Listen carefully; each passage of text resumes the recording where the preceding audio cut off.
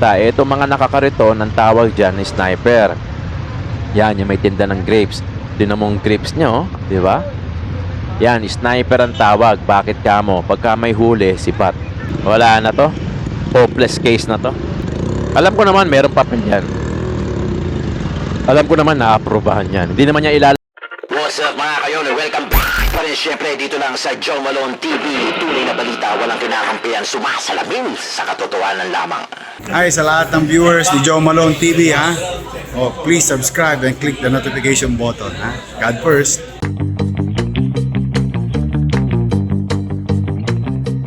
Ho! Ho! Ho!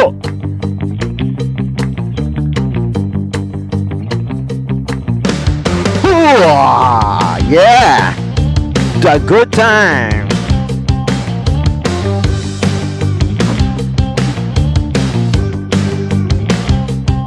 Nanginan yung lahat!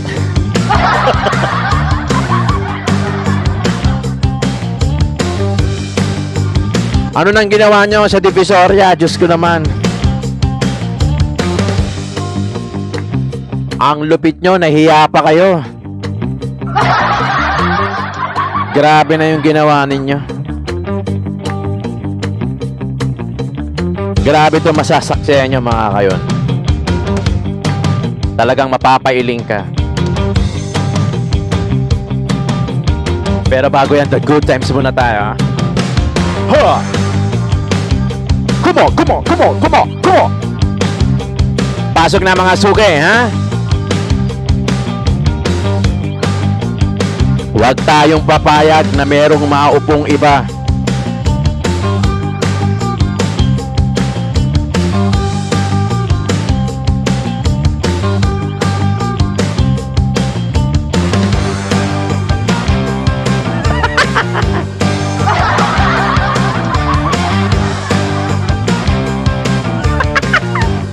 Eto lang tayo. Come on, come on, come on, come on, come on. Pasok na mga suke ha, November 25, araw ng Lunes dito sa Pilipinas, alas 8:30 ng hapon ng umaga. Pasok na mga suke ha. At tayo ay mag-uusap patungkol sa Kamaynilaan at sa Divisoriahan. Grabe. Magandang umaga sa inyong lahat. Today is November 25, araw ng Lunes dito sa Pilipinas. Shoutout sa lahat ng mga nanonood at mga Iskonian solid natin na forever.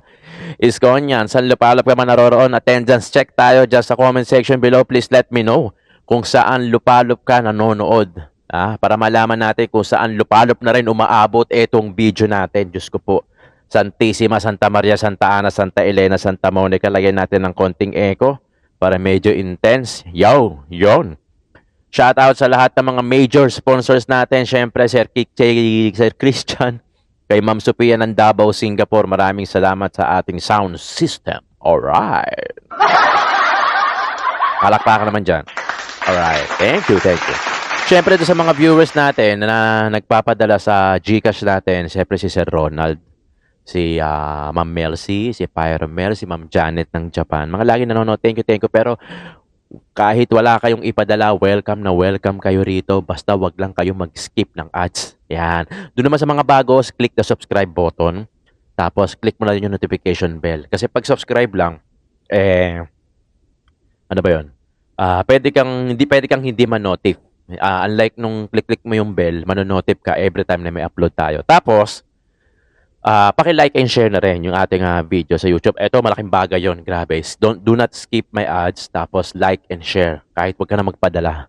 Thank you. Na-appreciate ko yon. Pero kung gusto nyo magpadala ng blessing at mag-share ng blessing, walang problema din. Maraming salamat. Na-appreciate ko lahat ng tulong nyo. Lahat ng pinapadala nyo. Kaya shout out lahat sa inyo. Huwag kayong mag-alala. Ipapa-shoutout ko lahat ng mga solid Iskonians natin kay Yorme pagka nakaluwas ako ng Maynila. Next year, bakbakan na yan. So, pagbigyan mo na natin ngayon, December, marami nga nangyayari sa Kamaynilaan, to tell you honestly. Sobrang grabe yung nangyayari ngayon. Sobrang, ewan ko ba, unexplainable kung ano yung nangyayari. Ang gulo na nga ng gobyerno ng Pilipinas, dumadagdag pa tong mga Kulokoy na to. Ha? Okay. Etong video na to, pinadala sa atin ni Busilax Diary. BF ko yan. Kasama ko yan noon palang panahon ng clearing team. Napulot ko yan sa Delpan eh.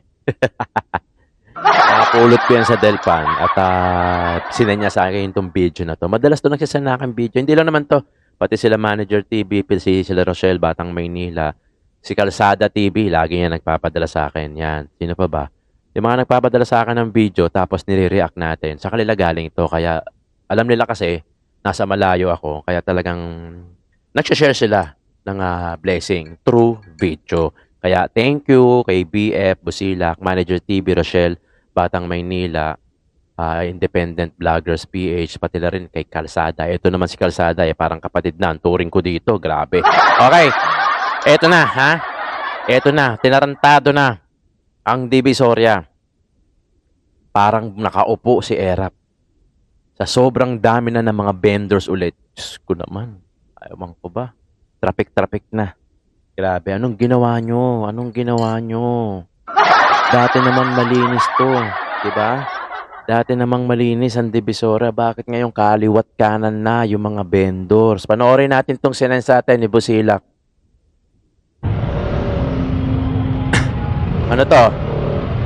Recto. Yung green na building, yan yung Dragon 8 Mall. Okay? Tapos etong side na to, 168. Yan, lalagpasan yung footbridge. Yung may footbridge, yan yung Soler. Gets nyo na? Ito, papuntang Cubao to. Yung the other side is papunta ng Divisoria. Ito na yung tent na sinasabi natin na 950 a day. Di umano. 950. Wala pang mga nakapwesto. Wala pang nagtitinda. Pero sooner or later yan. Baka pagpasok ng December yan. Meron na yan. Ang sinasabi nila rito, ano lang daw? Ito, may hawak. Siga-siga pa, Parang mukhang ito yung tagabantay,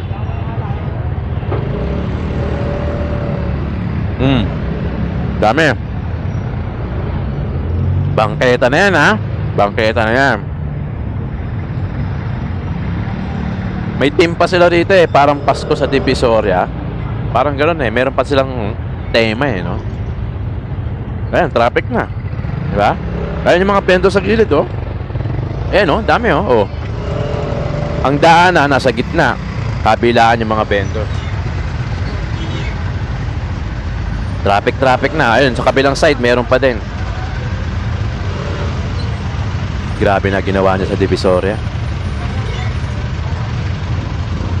Alam nyo, si Yorme Isko Moreno na nakaupo, hindi ganyan ang Divisoria. Malinis. Hindi traffic. Tingnan nyo. Ang bangketa, sidewalk, para sa mga tao yan. Tingnan mo kung saan naglalakad na yung mga tao. Nasa kalsada na.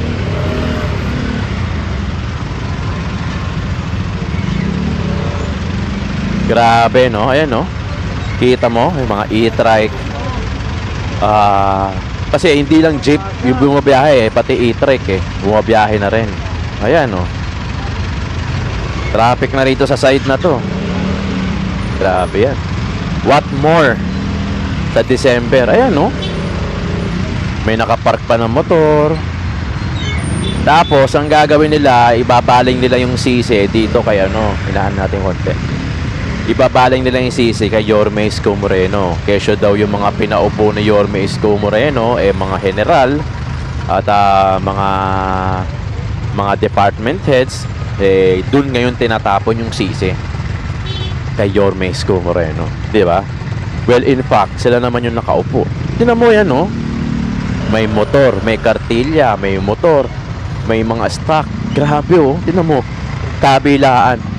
Grabe yung ginawa niya sa Divisoria, Grabe. May motor pa.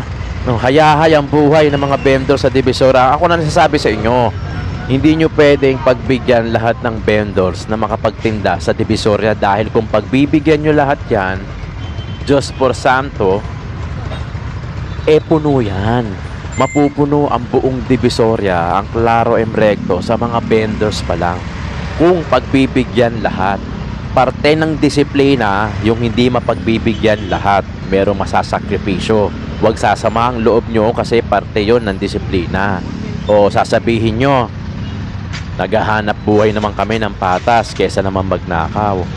Walang problema kung maghanap buhay kayo for as long na nasa tama at hindi nako-compromise yung daanan ng tao, ng kalsada.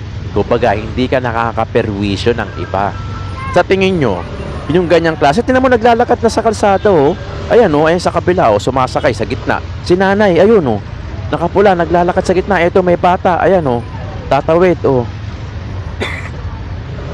Tinan mo yung bangketa, halos wala na madaanan. Ganun kagrabe na ngayon ang Divisoria. Ayun, meron pa sa kabilang mga tent. Sa Prime Block Building. Itong street na to, Roma ba to? Aroma. Ganyan na po kagrabe ang Divisoria ngayon. O, wag na kayong magtaka sa December, January, mas dadami pa yan. Buhay na naman si Eddie at Patty. O, organizer. Doon naman mapupunta. Itong mga nakakarito, ang tawag dyan ni sniper. Yan, yung may tinda ng grapes. Tinan mong grapes nyo, di ba? Yan, sniper ang tawag. Bakit kamo? Pagka may huli, sipat. Pagka walang huli, pwesto. Wala siyang fix na pwesto. Kumbaga, rolling yan. No? Alam mo ang siste? Ganito eh. Yang mga yan, hindi yan nagbabayad ng tax sa City Hall. Nagbabayad dyan sa organizer kay Eddie at Patty. So, sinong kumita? Di bali sana kung mapupunta sa kaban ng Maynila, magiging pondo para sa mga future na project. Kaso hindi. Napupunta lang yan, yung mga binabayad niyan kay Eddie at Patty. Kay Yorme Isko Moreno, yung mga may pwesto, tebens lang yan. 20-20 lang, etnep lang. Ito hindi ko alam kung magkano binabayad nito sa mga organizer. Roman Street. Ayun, nakalagay Roman Street. Tinan mo, may mga tento. Tinan mo kung gaano ka-traffic na yan. Oh, wala pang pwesto yan, kaya nakakadaan yung motor. Yung tao sa kalsada na naglalakad. Grabe na ginawa nyo sa Divisoria, binalik nyo na talaga sa dati. Sayang yung pinaghirapan ni Yorme Isko Moreno, sayang yung pagko-cover ng mga vlogger. Huwag kayong magagalit sa akin, ha, kayong mga vendor, ha. Huwag kayong magagalit sa akin dahil alam nyo kung ano ang sinasabi ko. Diba? Hindi lahat mapagbibigyan. Hindi lahat mapagbibigyan. Uulitin ko, hindi lahat mapagbibigyan. Kasi kung pagbibigyan kayo, puno yan. Yung pangalan, traffic na eh, oh. But how much more kung talagang pagbibigyan lahat ng vendors, di ba? Mag-isip kayo kasi lahat naman kayo, hindi naman, karamihan naman sa inyo, hindi naman taga Maynila. Kasi kung taga Maynila kayo, may iintindihan kayo, grabe naman ginawa nyo. Tingnan mo, ito, tatawid. Yung mga tao sa kalsada na naglalakad, imbis na sa bangketa. Kasi mabagal ang daloy ng lakad sa bangketa kasi nandoon na kayo. 'Di ba? O malamang yung mga yan, mga lamang hindi nila boboto si Yorme Isko Moreno kasi mas gusto na nila yung ganyan. Ang Divisoria gusto na nila ng ganyan, makapagtinda sila, personal interest, kumita sila, mabuhay nila yung pamilya nila kahit nakakaperwisyo na sila. Yan kayo eh, 'di ba? Yan yung iba sa inyo. Hindi ko nila lahat ha, kasi yung iba pasunurin naman talaga. Pero yung iba talagang pasaway. Tingnan nyo na oh. Grabe naman, di ba? Grabe. Sarili nyo lang iniisip nyo. Tingnan mo kung gaano ka-traffic. Kanina pa tayo rito. 11-13 minutes na yung video. Nasa Claro M Recto pa rin tong video na to.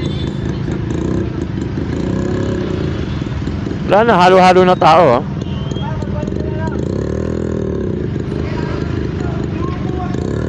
Tricycle, e-trike, jeep, mga naglalakad, vendors. Yung tent, humarang pa. Ayan, nasa kalsada na yung tent. Okay, may memorandum of agreement dyan. Sasabihin nyo, may uusapan dyan, inaprobahan ng City Hall.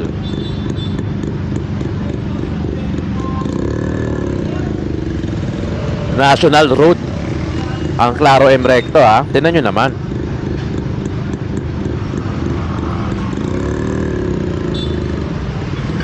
Ayun yun, tingnan mo yung mga motor sa gilid na dumadaan. O, partida, wala pang pwesto. I mean, wala pa yung nagtitinda. Pero pag nandyan na yung mga nagtitinda, hindi na makakaano yan. Hindi na makakadaan yan dyan. Tingnan mo kung gaano ka-traffic. 14 minutes na yung video, nasa Claro M Recto pa rin tayo.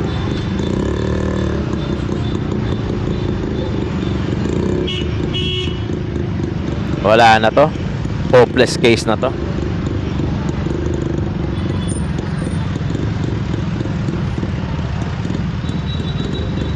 Alam ko naman meron papel yan. Alam ko naman na-aprobahan yan. Hindi naman niya ilalagay yan dyan pag walang papel. Ayan, si nanay, oh. Gitna na dumadaan. Kalsada na. Ayan, sasakay ng jeep. Alam ko may papel yan. Alam ko na-aprobahan yan. Oo. Hindi yan sasabihin nyo, hindi illegal. Okay, sige. May papel, na-aprobahan. Pero tignan nyo naman, oh, kung gaano nako-compromise yung ibang trabaho. Ayan, sila ate sa gitna, sa bangketa na naglalakad. Si nanay. Yan yung sinasabi natin na ang bangketa at sidewalk ay para sa mga naglalakad. Ang kalsada para sa mga jeep o mga sasakyan na dumaraan. Asa na yung mga tao sa kalsada na naglalakad?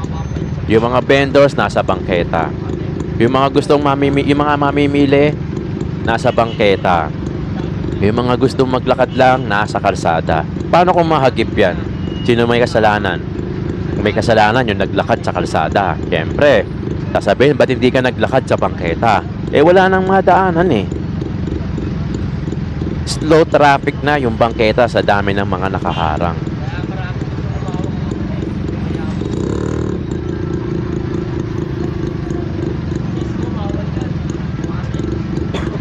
Eddie at Patty sa Divisoria.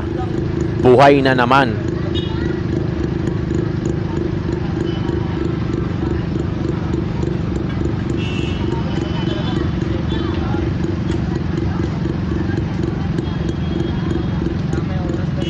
Kaya maraming gustong humawak sa Divisoria. Alam nyo na kung bakit. Alam na this. 16 minutes. Nasa Claro M Recto pa rin tayo. Ayan, tawiran dito. Yung mga motor. Ayan na, pakbakan na. Grabe, ang daming tent. Hindi ko alam kung 950 a day o 950 a month. Pero grabe yan. That's too much. Pera pa yan sa kabila.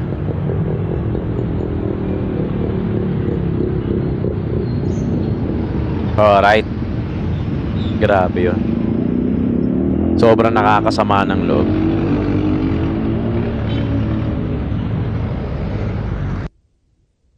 Mga kayon, yan na yung last ng video.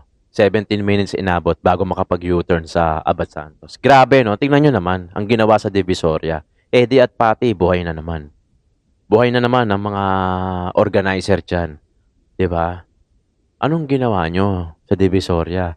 Nilinis na to ni Yorme Isko Moreno. Sinayang nyo yung hirap ni Yorme Isko Moreno. Sinayang nyo yung hirap ng mga department heads na nagki-clearing, nagme-maintain ng kalsada. Pati yung mga vlogger na nagko-cover ng clearing operation. Nasayang lang lahat ng pagod. Nagbalikan lang lahat ng vendors. Yung mga vendors na nakakakilala sa akin, wag sasama ang loob nyo. Kasi alam nyo kung taga Maynila kayo. Alam nyo kung paano lumugar. Etong mga to, sigurado ako mga hindi taga Maynila to. Mga negosyante to na gusto makapagtinda sa Divisoria. Uulitin ko at uulitin ko lahat. Mga tol, mga pre, mga kayon. Hindi lahat ng vendors mapagbibigyan na makapagtinda sa Divisoria. That's the truth. That's part of being, that's the part of how to discipline a city. Hindi lahat mapagbibigyan kasi kung mapagbibigyan kayo, alam nyo kung gaano kayo karami, puno yung buong Divisoria na yan. Puno yung buong Claro M Recto na yan. Kaya pasensyahan talaga tayo pero talagang hindi lahat kayo mapagbibigyan. Ilan lang talaga yung mapagbibigyan. Siyempre, ang priority dyan, yung mga taga Maynila. Yung mga negosyanteng iba na gusto makapasok sa Divisoria, pasensyahan na lang. Hanap na lang tayo ng ibang pagkakakitaan. Kasi makukompromise eh. Makukompromise yung mga tao, naglalakad, yung bangketa, yung traffic, yung kalsada. Imbis na dapat dire-diretso lang, ewan ko ba? Talagang ang Pilipino talaga, pagka comfort zone, okay na eh. Kahit na ang iniisip lang talaga natin, kumita tayo ngayong araw na to, makauwi tayo ng pera sa pamilya natin. Wala namang problema doon. Kahit naman ako, ganun din ang iniisip ko. Pero wag naman sana darating sa point na nakakompromise na yung ibang yung mga ibang naghahanap buhay din. Na hindi na tayo nakakaperwisyo. Grabe, di ba? Kung commuter ka, wala na. Sa biyahe pa lang, pagod ka na. Bago ka pa makauwi sa inyo. Pag uwi mo sa inyo, kakain ka na lang. Baka nga hindi ka na makakain eh. Matutulog ka na lang eh. Dahil sa sobrang haba ng biyahe mo, dahil sa sobrang traffic. Maraming gustong humawak sa Divisoria dahil talaga nandiyan ang pera. Sad to say, Pero real talk yan. Real talk lang to, mamen. Meron kang bars pero broke ka pa rin. Grabe, di ba? Grabe na. Anyway, mga kayon, tigil na natin to. Paupuin natin talaga yung mga dapat na nakaupo. Walang iba kundi si Yorme Isko Moreno. Kaya sa darating na Mayo, March campaign period, samahan nyo ko. Huwag kayong mag-skip ng ads. Samahan natin si Yorme Isko Moreno sa bawat lakad niya sa campaign period sa March na darating next year. Ngayon, sige, December. Pero tuloy-tuloy pa rin tayo. Tuloy-tuloy pa rin ang update natin. Tuloy-tuloy pa rin ang pagtatanggol natin kay Yorme Isko Moreno at suporta. Dahil wala tayong ibang gustong pabalikin mga solid Isko niyan kundi si Isko lang. Para matigil na yung mga ganito. Nananawagan ako sa inyo, yung mga nakalimot kay Yorme Isko Moreno at yung mga nakakaalala kay Yorme Isko Moreno, maraming salamat. Yung mga nakakalimot, imulat nyo ulit ang mata ninyo. Dapat alam nyo kung sino yung iboboto nyo. Hindi lang pwedeng basta bago lang o yung basta tumutulong lang. Dapat merong leadership skill. Merong decision making pagdating sa mga decisive moments. Alam nyo ba yon? May critical thinking dahil may mga problema na kinakailangan ng agarang solusyon. Lagi kong binabanggit, lagi kong sinasabi yan dahil talagang yun ang kailangan natin sa Kamaynilaan. Dahil capital city to ng Pilipinas, Maynila. Tapos makikita mo ganyan. Nabuhay na yung tourist sa atin eh. Marami nang pumupunta sa Jones Bridge, marami na nagpiprenup, marami na nagsushoot. Tapos makikita pagdaan ng Divisoria, traffic. Grabe naman, 'di ba? May Esplanade na tayo, meron na tayong Jones Bridge, may Binondo Intramuros tayo, yung mga parke na ginawa ni Yorme Isko Moreno na pinailawan, ni-renovate, yung mga ilalim ng LRT na dating madilim, na ngayon maliwanag na. Lahat yan effort ni Yorme Isko Moreno. Yung Muslim Cemetery, 'di ba? Legacy ni Yorme. Yung mga eskwelahan, yung mga pabahay, condominium, binondominium, eskwelahan, Almario, Dr. Albert, Pasay Community, Paseco Hospital. Grabe naman yung mga ginawa ni Yorme Isko Moreno tapos ganun lang makakalimot lang tayo yung mga iba. Grabe naman. Mga kayon, maraming salamat sa pagsuporta at pagtutok nyo dito sa Joe Malone TV. Siyempre, huwag kayong mag-skip ng ads at kung bago ka sa channel ko, huwag mong kalimutan mag-subscribe at i-click mo na yung notification bell para lagi kayong updated sa mga videos na ina-upload natin araw-araw. You can join the membership, parang 200 lang ata yan monthly. Magkakaroon tayo ng exclusive. No, kayo yung mauuna makakapanood ng mga ina-upload natin exclusively for membership lang. Para sa mga members natin dito sa Joe Malone TV. Maraming salamat mga kayon ha. Attendance check tayo. Please comment down below kung saan lupalop man kayo nanonood. Maraming salamat. Tunay na balita, walang kinakampihan. Sumasalamin sa katotohanan lamang.